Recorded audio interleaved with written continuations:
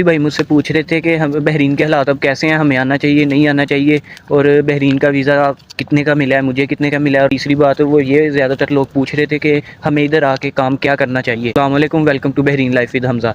यार सबसे पहले मैं आप लोगों को बता देता हूँ कि इधर के हालात कैसे हैं। ये मैं तकरीबन रोज़ यही कहता हूँ कि इधर के हालात अभी स्टेबल नहीं है। जंग ख़त्म हुए अभी ज़्यादा अरसा नहीं हुआ, लेकिन अभी भी हालात वैसे के वैसे ही हैं। जो लोग जिनको 1 महीना 2 महीने 3 महीने इतना टाइम हुआ है, उनमें से बहुत कम लोग हैं जो काम पे लगे हैं। अगर लगे हैं तो उनकी मजबूरी बन गई थी, वो कम में लगे हैं या किसी ऐसी जगह पे लगे हैं, ठीक है। अगर हालात सेट होते तो किसी बेहतर जगह उनको काम मिल जाता, लेकिन वो फ़िलहाल अभी हालात की वजह से या तो रूम्स में बैठे हुए हैं या फिर ऐसी जगहों पे काम कर रहे हैं, ठीक है। और यार अभी हालात नहीं स्टेबल हुए।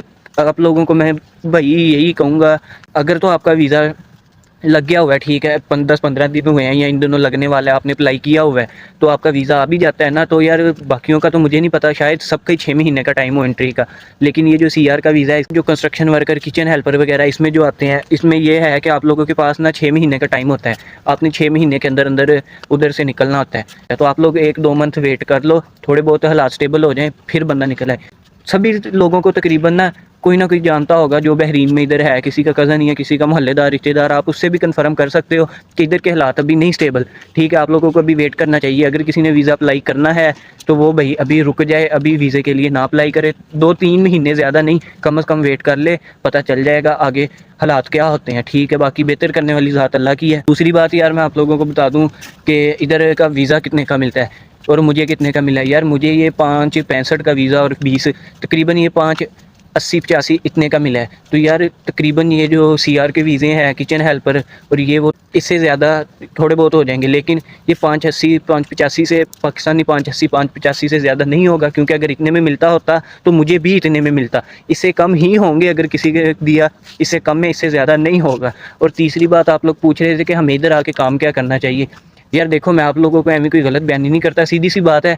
मैं तो रोज़ यही कहता हूँ कि मुझे खुद अभी तक काम नहीं मिला, मैं खुद अभी तक वेला हूँ, तो मैं भी आप लोगों को कह दूँ कि यार आप फ़लाँ काम करो, आप फ़लाँ काम करो।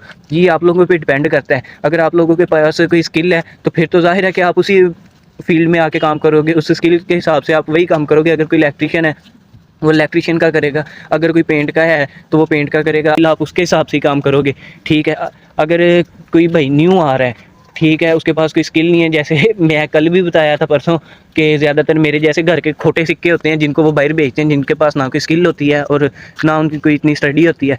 तो यार भाई फिर वो आप लोगों के हालात पे भी डिपेंड कर रहा होता है, क्योंकि कुछ लोग होते हैं जिन्होंने ज़ाती अपनी जेब में से पैसे लगाए होते हैं, कुछ लोग होते हैं जो उधार लेके आए होते हैं सारी पैसे। सभी के घरों के हालात मुख्तलिफ होते हैं, ठीक है। फिर आप अपने हालात को देखें। अगर तो आप लोगों ने